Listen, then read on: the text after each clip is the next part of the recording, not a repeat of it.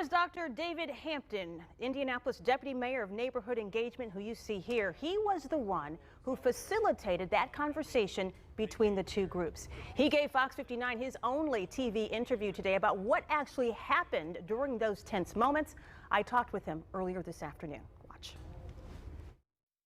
Well, Dr. Hampton, I want to say, first of all, thank you so much for being with us. You know, watching what played out yesterday on the streets, right there in the middle of the street of Indianapolis, you know, as we look at the racial injustice in this country, the hurt is so deep, the chasm is wide. But for so many of us watching that play out yesterday, it was a symbol of hope. And you were right there in the middle of that conversation. What was happening as we were watching that conversation take place? Well, you know, what was happening was, you know, in my observation, it was becoming very tense. And I was simply doing my job as, you know, a neighborhood engagement deputy mayor to simply ask, sort of as an intermediary of both the police and the protesters, what do you both want at this moment? Because the police began to raise their guns. And when I asked the protesters, what do you want?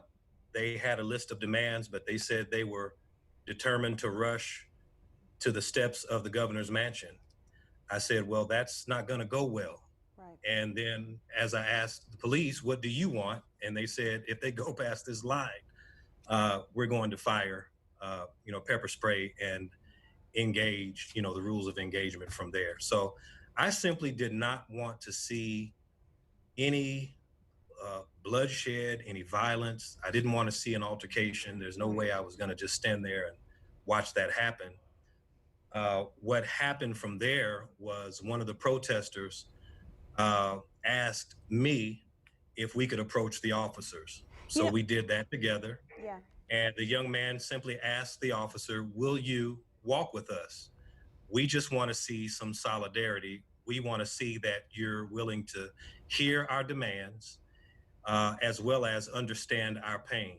You know, David, Dr. Hampton, I just want to step in for just a second here. You know, yes. When that part of the conversation starts, so many of us throughout central Indiana have been praying for something to happen, for a shift to happen.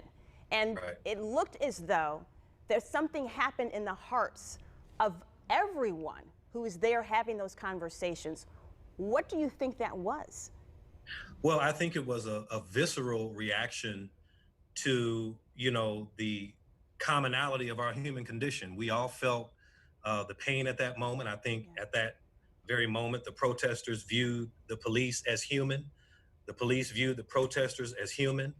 And everybody sort of connected in that, what I call was a serendipitous moment.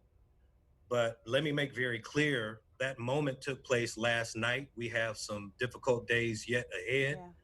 I thought it was a very pivotal point of peace, but you know, as the saying goes, no justice, no peace. So what so happens we next? We enjoyed a little piece of a little bit of peace, but the fight for justice still continues. What are you hoping to see as we move forward from that moment? Because like you said, that's just the beginning. There was a spark of hope there. What are you hoping and praying to see as we move forward as a community?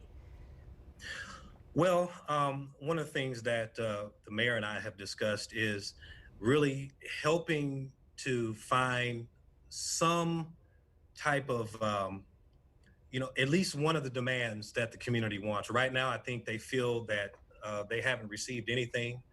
And a lot of that is outside of the power of the mayor and our office.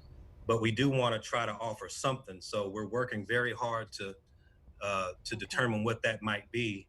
But we just don't want to offer peace to the community without some resolution to the issues that continue to persist. So and I think what we want to see going forward is progress. Progress. And that is the collective hope and the collective prayer as we do move forward. For those of you, I know you included, those of us who have been speaking out and working on this for decades on the front lines, it's about progress, it's about justice, and it's about moving forward with healing. So Dr. Hampton, thank you so much for being with us. And we're going to continue to keep in touch with you as we do continue to watch for that progress and track it for all of us in the community to be a part of. Thank you very much. Thanks so much for having me. You're welcome.